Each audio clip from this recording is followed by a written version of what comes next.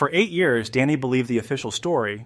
His grandmother Beatrice, suffering from dementia, had simply wandered away from her beloved garden and vanished. The police closed the case, and the family was left with no answers. But when Danny sets up a security camera after a bout of minor neighborhood vandalism, the footage captures something impossible.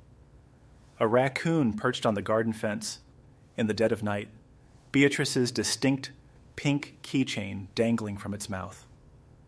Stick with us to uncover how this small, furry thief brought a dark, 8-year-old secret into the light. The house still smelled faintly of his grandmother, a mix of rose potpourri and old books. Danny had been living there for 3 years, ever since his parents decided they couldn't bear to sell the place, but also couldn't stand to live in it. It fell to him, the quiet grandson who had always been closest to Beatrice. He took the responsibility seriously. He kept the dust off the antique furniture, aired out the rooms, and most importantly, he tended to her garden. The garden was his sanctuary and his torture. Every blooming rose, every weed he pulled, was a conversation he could no longer have with her. The official story had settled over the family like a thick fog. Beatrice had been diagnosed with early-stage dementia just 6 months before she disappeared. A detective with tired eyes had explained it to them plainly. It was tragic, but not uncommon. People with dementia wander. They get confused, they get lost, and sometimes they are never found. The theory was too neat, a perfect bow on a box of unanswered questions. Beatrice lived for her garden. Her routine was as predictable as the sunrise. Even with her memory starting to fray at the edges, her connection to the earth was the last thing to go. Danny couldn't shake the feeling that she wouldn't have just walked away from it. The security camera was an afterthought. A couple of teenagers had been going through the neighborhood late at night, knocking over trash cans and kicking garden gnomes. It was a petty annoyance, but it was enough to make Danny drive to the hardware store and buy a cheap, motion-activated camera. He mounted it on the back of the house, aimed at the garden and the white picket fence that separated his yard from the one next door. The next morning, he was sitting at the kitchen table, nursing a cup of coffee and scrolling through his phone when a notification popped up. Motion detected at 2:14 a.m. He tapped on the clip, expecting to see a cat or maybe the teenage vandals. The grainy, black and white footage showed the familiar lines of the picket fence. Then, a small, masked face popped up from the bottom of the frame. A raccoon. It climbed deftly to the top of the fence post and sat there for a moment, its bright eyes seeming to stare directly into the lens. And then Danny saw it. Dangling from the raccoon's mouth, illuminated in the infrared light, was a bright pink object. Danny's breath caught in his throat. He zoomed in. It was a keychain, a garish plastic thing he'd given Beatrice as a joke one birthday. And attached to it was a small cluster of keys, her house keys, the ones the police had assumed were in her pocket when she walked away, the ones that had never been found. His heart began to hammer against his ribs. This changed everything. Keys don't just stay lost in a garden for 8 years for a raccoon to stumble upon. The animal must have a den, a place where it kept its treasures. And if it had the keys, it meant they had been somewhere nearby all this time. A flicker of hope. Something he hadn't felt in years ignited within him. This wasn't a random act of nature. It was a clue. He saved the video file to his laptop, his mind already racing. He was going to find out where that raccoon came from. His day was consumed by research. He fell down an internet rabbit hole, learning everything he could about urban raccoons. He learned that their territories were surprisingly small, often no more than a few blocks. They were creatures of habit, using the same paths night after night, and their dens were usually close to their primary food sources. This confirmed his suspicion. The raccoon had to be living on a street, maybe even next door. That evening he decided to set a trap, not to catch the animal, but to study it. He opened a can of tuna and placed it on the fence post where the raccoon had appeared in the video. Then he settled into the armchair by the back window, turned off the lights, and waited. The neighborhood was quiet. On one side lived the Hendersons, a young family who had moved in 3 years ago. They were nice enough, always waving when he was out in the yard. On the other side lived Walter Sterling. Walter had been there for as long as Danny could remember. A reclusive, grumpy man who seemed to have a permanent scowl etched on his face. Beatrice and Walter had been rivals for decades.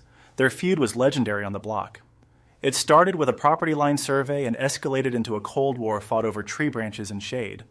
Walter's large oak tree cast a shadow over Beatrice's most prized rose bushes, and she was convinced he took a silent pleasure in it. Danny had always chalked it up to the kind of friction that happens when people live next to each other for half a century. Around midnight, a shadow detached itself from the darkness. The raccoon. It moved with a confident swagger, sniffed the air, and then scrambled up the fence post to claim its prize. Danny watched, holding his breath. After finishing the tuna, the raccoon didn't leave.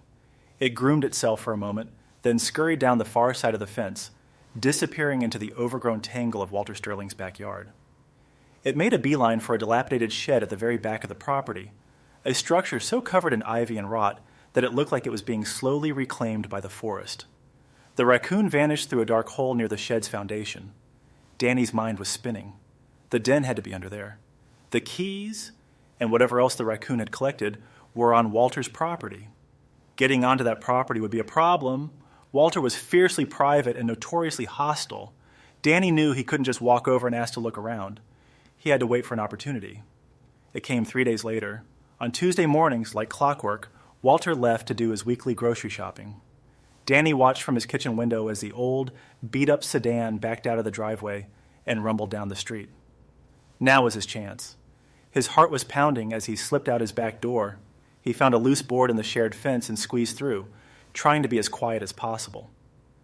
Walter's yard was a mess of weeds and junk. The shed looked even worse up close. A wave of musty animal scent hit him as he approached. He knelt and peered into the hole near the foundation.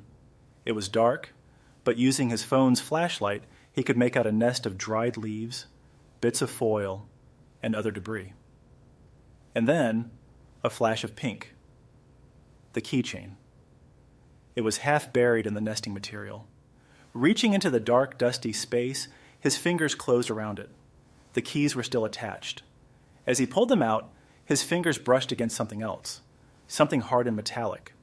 He carefully worked it out of the hole. It was a small green cash box, the kind you might keep petty cash in.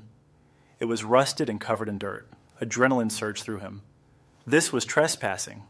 If Walter came back now, he'd be in serious trouble. He clutched the box and the keys and scrambled back through the fence, his mind racing faster than his feet. Back in the safety of his own kitchen, he stared at the box. It was locked. He looked at the keys in his hand. One of them was a small brass key, different from the house keys. With a trembling hand, he inserted it into the lock on the box. It fit. He turned it, and the lock made a soft click. He took a deep breath and lifted the lid. Inside, there was no money. Instead, there were 2 small, leather-bound journals. He recognized the elegant looping script on the first page immediately. It was his grandmother's. He opened the newer-looking of the 2 and started to read. The first several entries were exactly what he expected. Notes about rainfall, complaints about aphids, and proud descriptions of her prize-winning roses. But as he flipped the pages, getting closer to the date of her disappearance, the entries began to change. The tone grew anxious, fearful. A week before she vanished, she wrote, "Another one of my Queen Elizabeths is dying. The leaves are yellow and brittle. It's not a blight. It looks like poison. I know it's him. It has to be." A few days later, the entry was even more alarming. "Walter was in the garden last night. I couldn't sleep and I saw his flashlight bobbing near the fence. He was spraying something on the roots. He's deliberately killing them." Danny felt a cold dread creep up his spine. This was more than a petty feud. The final entry was dated May 14th, the day before she was reported missing. "I have proof now. I found the empty bottle of commercial-grade herbicide tucked under his hedge. He must have dropped it. I cannot let him destroy something I've spent a lifetime building. I will confront him tomorrow morning. I have to. I've hidden this journal and the previous one in the old shed just in case. If something happens to me, at least someone will know the truth." Danny's hands were shaking. He dropped the journal on the table as if it had burned him. This was no longer a story about a woman with dementia wandering away from home. This was a record of a woman who was about to confront a hostile neighbor, a woman who was so afraid that she hid her private journals. He picked up his phone and dialed 911. He explained everything, from the raccoon on the camera to the chilling words in his grandmother's journal. He could hear the skepticism in the dispatcher's voice at first, but as he read the final entry aloud, the tone shifted. Within an hour, 2 police cars were parked in front of his house. A detective named Miles sat at his kitchen table, reading the journals for himself, his expression growing grimmer with every page. "This is enough for a search warrant," he said, closing the book. "You stay here, Danny." Walter Sterling was home when the police knocked on his door. Danny watched from his window as the old man argued with them on his porch, his face red with anger. But when Detective Miles held up the journals, Walter's face went pale. His furious denials crumbled. A forensics team arrived a short time later. They walked the property, and their attention quickly focused on the concrete patio behind Walter's house. It was a newer addition, the concrete still a lighter shade of gray than the surrounding walkways. Detective Miles told Danny that Walter had it poured about 7.5 years ago, claiming his bad back made it hard to mow the lawn there. They brought in a team with ground-penetrating radar. As they scanned the patio, a dark shape appeared on the technician's screen. An anomaly. An officer came to Danny's door. "You might want to step out to the front of the house," he said gently. But Danny couldn't move. He watched, frozen, as they brought in jackhammers. The noise was deafening. They broke through the concrete, pulling away chunks of it to reveal the dark soil beneath. And then they found her. Faced with the undeniable discovery, Walter Sterling's story came pouring out. He confessed everything right there in his messy kitchen. He had been poisoning the roses. He hated those roses, hated the way Beatrice fussed over them, hated the way they represented a beauty and care that was absent from his own lonely life. That morning, just as her journal said, Beatrice had confronted him. She held up the empty herbicide bottle and threatened to call the police. They argued, their voices rising, decades of resentment boiling over. In a moment of pure rage, he shoved her. He didn't mean to hurt her badly, he insisted, just to shut her up. But she was frail. She stumbled backward, lost her balance, and her head struck the sharp, stone edge of her bird bath.